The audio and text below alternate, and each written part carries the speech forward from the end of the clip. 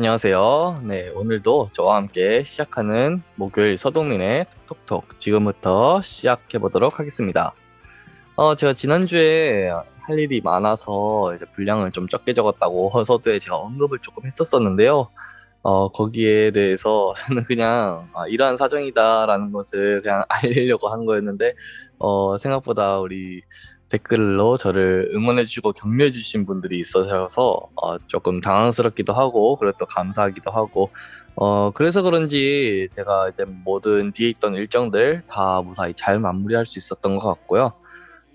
그리고 그 댓글에서도 되게 인상적이었던 게, 댓글 속에서 한 번도 댓글 안 달아봤는데 하시면서 이제 제가 이렇게 뒤에 일정이 있는데 시험 기간에도 바쁜데도 이렇게 열심히 해주셔서 감사합니다. 뭐 고생하십니다라고 이렇게 달아주신 댓글을 보면서 어, 참 재밌더라고요. 네, 그래서 나름 응원도 되고 힘도 되었고 네, 그랬었던 것 같습니다. 어, 이제 오늘은 어떤 주제를 하면 좋을까라고 좀 생각을 해봤거든요. 그래서 사실 그렇게 생각을 길게 하질 못했어요. 제가 최종적인 시험이 엊그제 끝났기 때문에 그렇게 많이 생각할 시간 주어지지 않았는데 그 전에 저희가 지난주에 했었던 도전받는 크리스찬 있잖아요. 거기에 대해서 만약에 잘 지키신 분들 있다면은 뭐 댓글로 의견들이나 이렇게 소감 같은 거 간단하게 적어주시면 좋을 것 같고, 그리고 또 결단을 했지만, 맞다라고 이제 생각하신 분들은 너무 낙심하지 마시고, 이번 주에도 다시 한 번 더 결단을 하면 되는 거니까, 크리스찬 방송을 뭐, 오늘만 한다고 해서 오늘만 하는 게 아니라, 끊임없이 계속해서, 스스로가 하는 것이 가장 좋다라고 생각을 합니다. 그런 김에 이번 주도 계속해서 이어가는 것으로 하겠습니다. 도전받는 크리스찬 방송. 그렇게 해서 각자가, 지난주와 똑같이, 내가 이번 주에 해야 될 결단, 당장 내일 해야 될 하나님과 가까워질 한 발자국을, 스스로 한번 결단을 해보았으면 좋겠고, 무엇보다도 그것들을 잘 지켜나가면서 하나님과 기쁨의 교제들을 잘 진행했으면 좋겠습니다. 자, 그래서 주제는 어떤 것으로 정했냐? 이제 곧 있으면은 2020년이 다가오잖아요. 그런데 2020년이 다가옴에도 다시 한 번 더 먼저 불거지게 뜨겁게 불타오르고 있는 이슈가 하나 있잖아요. 바로 저희 코로나 오미크론의 확산으로 인해서 다시 한 번 더 이제 코로나가 기승을 지금 부리고 있습니다. 그래서 이런 생각이 들더라고요. 지금 당장도 뭐 위드 코로나니 뭐니 해가지고 잠깐 풀렸다가 지금은 훨씬 더 제재가 좀 강하게 되다 보니까 내년에는 교회가 어떻게 될까라는 생각이 드는 거예요. 그래서 내년 교회는 어떤 모습일까에 대한 이야기를 한번 나눠보려고 합니다. 먼저 조금 이야기가 무거워질 수도 있고, 또한 여기에 대해서 뭐 듣기가 약간 그렇게 편한 마음으로 들리진 않을 수도 있지만, 그래도 최대한 그냥 가벼운 내용만 이야기를 한번 해보려고 하고, 그러니까 내년에 어떻게 해서든 뭐 어떤 모습이다 정도의 개간 정도만 이야기를 해보려고 하니까 그냥 편안하게 들어주시면 될 것 같습니다. 그리고 이제 거기에 따른 본인 스스로가 생각이 나는 것들, 그런 것들 있으면은 생각도 나고 하시면은 그런 것, 네, 생각하는 것도 좋을 것 같아요. 그리고 댓글로 달아주시는 것도 나쁘지 않을 것 같네요. 혹시 이 방송을 듣고 계시는 우리 성도님들도 그런 생각 해보신 적이 있으신가요? 내년에는 교회가 어떤 모습일까? 약간 이런 생각들 해보신 적 있으시나요? 저는 뭐 사역자기도 하고 그러니까 오미크론이 사실 오미크론의 확산도 그렇고 또 저희가 위드 코로나라고 해서 잠깐 풀어졌다가 저희가 지금 뭐 이전에 없었던 엄청난 숫자의 확진자들이 계속 나오고 있잖아요. 그러다 보니까 제재가 훨씬 더 강해졌어요. 물론 지난달만 해도 한 8인, 9인, 뭐 16인까지는 모일 수 있었는데 그 접종한 사람들 한해서. 근데 이제는 접종한 사람들도 4인까지밖에 못 모이게 되었고, 또한 이제 미접종자들은 식당에 들어가면은 다른 사람과 동행하지 못하고 혼자서만 밥을 먹어야 되고 이런 식으로 이전보다 훨씬 더 심하게 지금 제재가 들어간 상황인데요. 이로 인해서 교회도 적지 않게 저희가 영향을 많이 받고 있죠. 곧 있으면은 성탄절인데 참 이런 성탄의 자유로운 분위기 속에서 이루어지는 게 아니라 철저한 방역 수칙 속에서 저희가 이제 성탄을 지켜야 되게 생겼습니다. 물론 저희는 영도교회에서는 시설도 많고 방도 많고 하기 때문에 저희 성도님들께서 오셔서 예배를 드리는 데에는 문제가 없을 거라고 저는 생각을 합니다. 그만큼 저희가 방역 수칙도 잘 지키면서 진행을 할 수 있을 약간 그런 건물이기 때문에 네, 그렇게 해서 성탄을 잘 즐겼으면 좋겠고요. 그 외에도 저희 주일학교도 영향을 정말 많이 받을 거고, 교회를 전체적으로 운영을 하는 데 있어서도 정말 많은 어려움들과 또 변화들을 저희가 맞이하고 있을 겁니다. 물론 이거는 영도교회뿐만 아니라 다른 교회들도 마찬가지라고 생각을 해요. 물론 대형 교회는 이런 부분에 있어서 어느 정도의 대응을 하고 있고, 그리고 시설도 되게 많고 모일 수 있는 장소, 그러니까 방역 수칙을 어기지 않고 진행을 할 수 있을 그런 물리적인 공간들도 생각보다 대형 교회는 엄청 많기 때문에 대형 교회는 대면 프로그램도 언제든지 강행할 수 있고 온라인 프로그램도 그 인프라가 있으니까 자본들과 그런 기술들이 많고 인재들도 있고 그러다 보니까 자원도 있고 그래서 온 오프라인 둘 다 진행하는 데 있어서 어려움을 사실 그렇게 겪고 있진 않은 것 같아요. 대형 교회 이번에 뭐 태신자 전도 축제 해가지고 한 2,500명 가까이의 태신자가 생겼다고 하고 그런 거 보면은 아직까지는 희망이 있는 것 같은데요. 중요한 거는 이제 대형 교회 그 밑에 있는 크기, 규모의 교회 것들이 이제 문제라고 생각을 합니다. 뭐 문제라고 해서 뭐 잘못된 문제가 아니라 진짜로 그들에게서는 이 코로나가 정말 큰 문제, 골칫덩어리 이렇게 느껴질 수도 있다라는 거죠. 제가 봤었을 때는 제 주관입니다. 주관으로 봤었을 때는 지금 이 상황이 적어도 한 3개월 정도는 가지 않을까라고 생각을 합니다. 물론 뭐 다른 어떤 사람들에게는 뭐 6개월 정도 가지 않을까 뭐 이렇게 생각하시는 분도 있고 그렇다면은 분명히 교회에는 적지 않은 변화가 있을 거라고 생각을 해요. 그리고 어떻게 변화가 될지 우리가 변화를 해야 할지 그것도 참 저희가 가지고 있는 문제라고 생각을 합니다. 당연한 것은 무조건 일어나는 것은 교회는 무조건 변화가 된다는 거죠. 스스로 변화하는 내적인 변화가 될 수도 있고 주변의 환경에 의해서 강제로 바뀌게 되는 외적인 변화 이 두 가지 중에 하나는 저는 무조건 일어날 거라고 생각을 합니다. 여기서 가장 좋은 변화는 당연히 환경에 맞추어 시대에 맞게끔 스스로 변화하는 것이 가장 중요하다고 생각해요. 그래서 여기에 대해서 간략하게 이야기를 한번 해보는 시간을 가지려고 합니다. 어떤 이는 이렇게 생각할 수 있어요. 교회가 변하는 거? 그건 교회에서 할 일 아닌가? 라고 생각할 수 있어요. 틀린 말은 아니라고 생각을 합니다.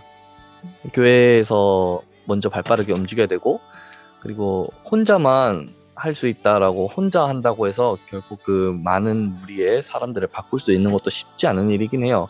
그래서 당연히 단체에서 같이 움직여주는 게 교회를 바꾸고 무엇인가 변화를 일으키기 위한 방향으로서는 그게 가장 좋은 방법이라고 생각합니다. 하지만 너무 교회의 일이라고는 저는 생각을 하진 않아요. 교회에서 아무리 좋은 프로그램과 프로젝트를 가지고 온들 그거를 시행할 수 있는 사람의 마음이 닫히면은 그 또한 움직일 수가 없는 거죠. 교회 자체가 사실 뭐 담임 목사님 한 분만이 교회를 뭐 다 움직일 수 있는 게 아니고 사실 우리 담임 목사님을 필두로 해서 뭐 장로님과 그리고 그 옆에 있는 교육자님들 그리고 수고해주신 집사님들, 권사님들, 장로님들 또 성도님들 이렇게 다 같이 힘을 합해야지만 저희가 움직일 수 있고 어떠한 프로그램이든 이행할 수 있기 때문에 저는 너무 교회 일만으로 생각은 하지 않았으면 하는 게 제 바람이기도 하고 그래야 하는 것도 저는 좀 맞다고 생각을 합니다. 무엇보다도 이런 상황이면 더 아름답잖아요. 내가 먼저 교회를 위해서 힘들 때 헌신을 하고 또 이제 못 모이다 보니까 뭐 삶에 지치신 분도 있으실 거고, 신앙에 대한 이야기가 끊긴 사람들도 있으실 거고, 그런 분들에게 찾아가서 이야기를 해주고, 예수를 불어넣어주고, 복음을 이야기해주고, 그러면서 서로서로가 일으켜 세워주는. 근데 이런 사람이 나뿐만 아니라 옆에 있는 사람들도 그런 마음을 가지고 있고, 직접 하고 있고, 그리고 옆에 있는 다른 사람도 이 마음을 가지고 있고, 직접 하고 있고, 그리고 그런 사람들이 공동체가 100명 있는데 100명 중에 50명이 그런 생각을 가지고 있다라고 생각을 한번 해보자는 거죠. 그러면은 엄청 교회가 막 사랑과 관심과 엄청 뜨겁지 않겠어요? 그런 아름다운 분위기 속에서도 교회가 움직이지 않고 성도들끼리서도 이렇게 코로나를 극복을 할 수 있는 그런 길이 있다라는 것, 그런 인식 정도만 이렇게 가지고 있어도 좋을 것 같다라고 생각을 합니다. 그래서 먼저는 내적인 변화에 대해서 이야기를 해보려고 하거든요. 내적인 변화가 아니라 외적인 변화에 대해서 한번 이야기를 해볼게요. 그 외적인 변화라는 것은 이제 외부의 환경으로 인해서 변화하는 것을 제가 지금 말씀을 드리고 싶은 건데, 예를 들어서 코로나로 인한 외적인 변화, 성도 수가 많이 줄게 되었고, 그로 인한 재정적 타격으로 인해서 반강제적으로 변화가 되는 것도 외적인 변화라고 할 수 있겠죠.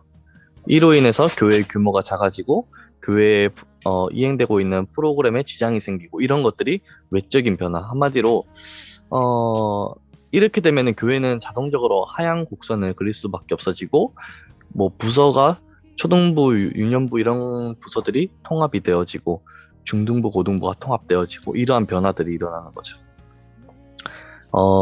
일단은 이런 변화가 안 일어나는 것이 일단 가장 중요하고, 그렇기 때문에 우리 교회가 빨리 준비를 해야 되는 거고, 그렇다고 생각을 합니다.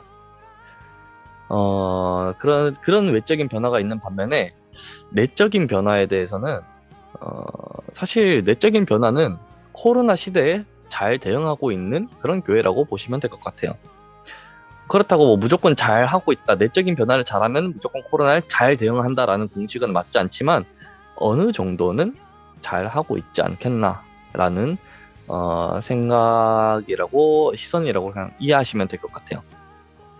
사실 여기서도 다양한 이슈가 있어요. 이 내적인 변화 안에서도 바뀌어지는 뭐 그 동기라고 하죠. 그런 것도 다양하지만 지금 여기서 다루고 싶은 가장 큰 이슈는 바로 코로나겠죠. 코로나 시대에 가장 적합한 교회는 여러분들이 생각하기에는 어떤 교회라고 생각을 하시나요? 온라인 소통이 잘 되는 교회? 아니면은 온라인 컨텐츠가 많은 교회? 아니면은 교회가 문이 닫혀도 교인들이 헌신하고 스스로 경건 생활을 잘 지키는 교회? 여러분들이 생각하는 가장 잘 대응을 하고 있는 교회는 어떤 교회라고 생각을 하시는지 궁금하네요. 어떠한 생각을 하든 사실 저는 거의 다 맞는 말이라고 생각을 해요. 사실 이 코로나 시대에 맞추어서 움직이는 모든 발걸음이 다 힘들어요. 그렇기 때문에 저는 그렇게 시도하고 도전하는 그 모습이 아름다울 뿐인 거지, 단지 거기서 얼마나 효과적이냐, 그런 차이가 있을 뿐입니다. 저도 코로나 시대에 성도로 한번 있어 봤었어요. 그래서 교회에서 이런 것들이 있었으면 좋겠다 싶었던 부분들을 저도 생각할 수 있었고, 일단은 저는 되게 성향 자체가 공동체 지향적이거든요. 사실 그렇게 사람을 만나러 다니는 것을 그렇게 좋아하는 편은 아니긴 한데, 공동체 일에서는 절대로 빠지지 않는 그런 스타일이었거든요. 완전 교회형 스타일이긴 했었어요. 그래서 코로나로 인해 공동체 형성이 안 되다 보니까 그게 너무 힘들더라고요. 그래서 이런 상황 속에서도 나눔을 할 수 있고 교제를 할 수 있고 그렇게 보완이 될 수 있는 이런 니들을 충족해 줄 수 있는 프로그램이 있었으면 좋겠다라는 생각이 전 들었어요. 일단 무엇보다도 교회라는 그 정체성 자체가 모이는 곳이잖아요. 그렇기 때문에 이 모임, 뭐 이것이 물리적인 모임이 될 수도 있고 어쨌거나 그 모임이라는 의미 자체에서 이행될 수 있는 그런 프로그램들이 있었으면 좋겠다라는 생각이 굉장히 많이 들었었습니다. 근데 요즘에는 이제 줌 이런 프로그램도 많이 생기고 하지만 저희가 생각해야 될 것은 그거죠. 줌이라는 프로그램 자체가 사실상 현장에서 만나는 것만큼 현장성이 그렇게 있지도 않고 전파상 문제로 인해서 뭐 상대방이 이야기하는 것이 바로 앞에서 실제로 만났을 때 이야기하는 것보다 음질이 안 좋고 끊기는 상황도 있고 그래서 대화하는데 장애가 있고 그리고 무엇보다도 밖에서 만나는 거랑 카메라상 집안에서 카메라 켜고 만나는 거랑 또 느낌 마음의 준비도 좀 다르기도 하죠.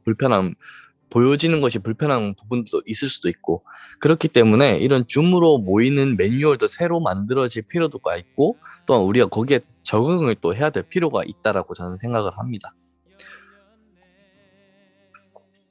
그 외에도 뭐 더 다양한 프로그램들 있잖아요. 뭐 특히 나눔들. 교역자와 성도 간의 만남도 중요하긴 하지만 성도와 성도끼리의 만남도 상당히 중요하다고 생각하는데 어떤 이들은 이런 거를 인식이라고 얘기를 하더라고요. 코로나로 인해서 인식이 많이 바뀌었다. 그러니까 성도님들이 생각하는 그런 인식들이 좀 많이 바뀌지 않았나라는 생각을 하는 거죠. 옛날 같았으면은 당연히 만나서 모이는 거고 이렇게 했는데 이제는 온라인이고 선택권이 생겼으니까 이제는 해도 되고 안 해도 되는 것이다라는 약간 그런 인식들 그런 것들이 사실 물론 뭐 교회에서 뭐 막 헌금해 뭐 해라고 하는 것이 뭐 그렇게 뭐 부정적인 생각을 들 수도 있는 여지가 있는 말이라고 생각을 해요. 하지만 몇몇 개의 진짜 마땅히 했었어야만 했는 것들이 사실 있기도 하거든요. 그러한 것들을 해왔기 때문에 그나마 저희가 신앙적으로 잘 붙잡아져 있을 수도 있고 예를 들어서 뭐 그런 문제가 헌금 문제가 있을 수도 있고 또한 이제 예배를 오프라인으로 드리느냐 온라인으로 드리느냐의 마음가짐의 문제가 있을 수도 있고 사실 이런 것들의 인식의 변화가 두 가지가 생기고 또한 뭐 당연한 것들이 안 당연해지고 그러다 보니까 신앙에 타격이 되는 거죠. 점점 어 본인은 아무렇지도 않다라고 생각을 했는데 시간이 오래 지나고 나니까 자기의 신앙이 거의 다 사라져 버린 거예요. 그래서 나중에 이런 생각도 하게 됩니다. 아, 오프라인 나중에 대면 예배가 되면은 어떻게 교회 나가지? 지금 생활이 너무 좋은데? 지금도 잘 살 수 있을 것 같은데? 이런 생각이 들어버리는 거죠. 그런 문제들에 있어서도 해결할 수 있는 문제 중 하나가 이제 모임을 자주 가져서 그러한 생각들 가운데서도 잘 해소할 수 있고 공동체 안에서 잘 풀어갈 수 있고 리더들이 잘 잡아주고 그런 것들 있으면은 좋을 것 같다라는 생각이 드네요.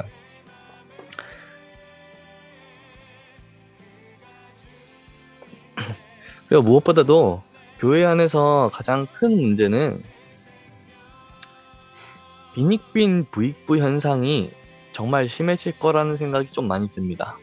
앞으로 저희가 지금 교회는 많이 보고 있지만 코로나 문제가 해결되지 않는다면은 저희가 뭐 거의 100m, 몇십 미터 단위로 교회가 막 보이잖아요. 이제 어느 정도 규모가 작은 교회 같은 경우는 사라질 수도 있겠다는 생각이 들어요. 대형 교회는 대형 교회만의 대처가 다 됩니다. 하지만 소형 교회면 소형 교회일수록 대처가 안 돼요. 목사님께서도 할 수 있는 일들이 한계가 있고 그렇다 보니까 저희 교회가 유지라는데 분명히 한계점을 가지게 될 거고 많은 교회들이 문을 닫는 현상이 일어나지 않을까. 제가 뭐 이렇게 되도록 뭐 장려하고 그런 얘기는 아니긴 하지만 이런 일이 일어나지 않을까라는 생각을 한번 해보는 겁니다. 현실적으로. 그래서 저희가 기회가 된다면은 다른 교회 쪽에서도 보탬이 되고 힘이 될 수 있는 그래서 한국교회가 힘을 잃지 않는 방향으로도 생각을 해야 되는 날이 오지 않을까라는 생각이 들기도 합니다. 그렇다면은 마지막으로 우리 교회가 어떻게 이제 변화를 해야 될까요? 라는 생각이 들어요. 물론 가장 좋은 것은 저희의 본질을 잃지 않아야 된다는 게 저는 가장 중요하다고 생각을 해요. 온라인으로 하든 오프라인으로 하든 뭘 하든 성도를 지켜야 한다라는 방향으로 교회가 나가는 것보다는 그래도 그 안에서 먼저는 말씀이고 먼저는 예수고 먼저는 믿음이 중요하다라는 그런 뿌리 안에서 철저하게 교회가 움직이면은 누가 안 도와주겠습니까? 예수님이 안 도와주시겠어요? 저는 예수님이 분명히 도와줄 거라고 생각을 해요. 저희가 예수님이 없고 하나님이 없는 교회 속에서 살아가는 게 아니잖아요, 저희는. 언제나 예수님께서도 늘 저희가 생각지 않았던 일로 많은 기적을 행하셨던 것처럼 저희가 온전히 하나님만 사랑하고 하나님 안에 붙어 있으면은 우리가 하는 그 모든 일 가운데서 하나님께서 만져주시고 역사해 주시고 움직여 주시고 일으켜 주시는 역사가 있지 않겠어요? 그렇게 되면은 저희가 철저하게 이 코로나 가운데서도 극복을 할 수 있게 될 것이고, 그 안에서 하나님께서 지혜도 주실 수 있을 거라고 생각을 합니다. 그 안에서 미디어가 만들어지고, 그 안에서 다양한 컨텐츠들, 온라인 컨텐츠들이 만들어져야 된다고 생각을 해요. 그렇다고 저희가 맹목적으로 하나님을 위해서 해가지고 정부의 무슨, 막 그, 방역 수칙들 있잖아요. 안 지키고 뭐 4명 모이라는데 우린 필요 없어. 우린 하나님 믿어야 되니까 우린 10명 다 모일 거야 라고 그렇게 하실 필요도 없습니다. 왜냐면은 하나님께서는 하나님을 사랑한 것처럼 내 이웃을 또 사랑하라고 했기 때문에 이것도 저는 하나의 이웃 사랑이라고 생각을 해요. 이렇게 정부를 따라주고 지침 따라주고 이렇게 한 것들이 우리가 한 행동들이 언론을 통해서 다른 사람들한테 나쁜 것이 노출이 된다면은 그것 또한 이제 앞으로 예수를 믿게 될 잠재적 신앙인들에게도 상당히 안 좋은 영향을 끼칠 수 있기 때문에 그런 부분에 있어서도 우리가 잘 지켜주고 하나님 사랑한 것처럼 이웃을 사랑하고 무엇보다도 하나님을 더욱더 사랑하는 그렇게 우리가 교회 생활을 하다 보면은 자연스럽게 지혜가 나오고 자연스럽게 하나님께서 도와주신 은혜 가운데서 극복을 할 수 있지 않을까. 근데 결론은 이겁니다. 코로나로 인해서 교회가 문을 닫고 많은 것들이 변하여도 우리 마음은 하나님을 사랑하는 그 마음은 변하면 안 된다. 이것이 오늘의 교훈이 될 수 있겠고요. 무엇보다도 제가 이제 내년 교회 모습이 어떨까라고 했잖아요. 교회 모습은 좀 얘기가 어느 정도 나올 것 같아요. 빈익빈 부익부 현상이 좀 많이 나누어지고 그렇게 해서 참 저희가 걸어가는 길거리에서도 많은 변화들이 일어날 거라고도 어느 정도 예상이 되는 현실입니다. 그 가운데에서 저희도 이제 교회가 살아남으려면은 정말 시대에 좀 더 민감하게 반응을 할 필요가 있고 또한 저희가 할 수 있다라면은 다양한 이 시대에 맞는 정말 많은 혜택들이 사실 있잖아요. 뭐 온라인이라든지 막 이런 경우를 대비해서 정말 많은 것들이 나왔으니까 그런 것들을 저희가 최대한 수용을 하고 해서 하나님의 방법, 성경의 방법대로 잘 풀어나가는 것 그것이 앞으로 저희가 해야 할 숙제라고 생각을 합니다. 네, 이제 곧 있으면은 성탄절인데 우리 성탄절에도 많은 성도님들 나오셔가지고 하나님께 기쁨으로 예배드렸으면 좋겠고요. 그리고 뭐 하나 발표를 하자면은 이제 다음 주 목요일이 12월 30일이 올해 마지막 와라 방송 날인데요. 이제 내년을 시작함에 앞서서 와라는 올해까지만 하기로 이렇게 결정이 났습니다. 그래서 다음 주 방송이 마지막 방송이라는 점 우리 성도님들 잘 인지하셨으면 좋겠고 그래도 우리 마지막 다음 주 주제는 자유롭게 받고 있으니까 언제든지 이런 주제를 나누었으면 좋겠다라고 싶은 것들 있으면은 저한테 메일을 통해서든지 저한테 연락처가 있는 사람들은 연락처로 저한테 말씀을 해주셔도 좋고 직접 만나서 얘기를 나눠주시는 것도 좋을 것 같습니다. 그렇다면은 뭐 다음 주에는 마지막일 수도 있지만 그 다음번에는 내년에는 더 좋은 콘텐츠가 나올 수 있도록 우리 성도님들 계속해서 기도 많이 부탁드리고 또한 계속해서 하나님 안에서 동행하고 걸어가는 삶을 끊기지 않고 이어가서 하나님을 사랑하는 마음이 날로 날로 커지는 그러한 성도님들 다 되었으면 좋겠습니다. 오늘도 들어주시느라 너무 고생 많으셨고 다음 주에 또 뵙도록 하겠습니다. 감사합니다.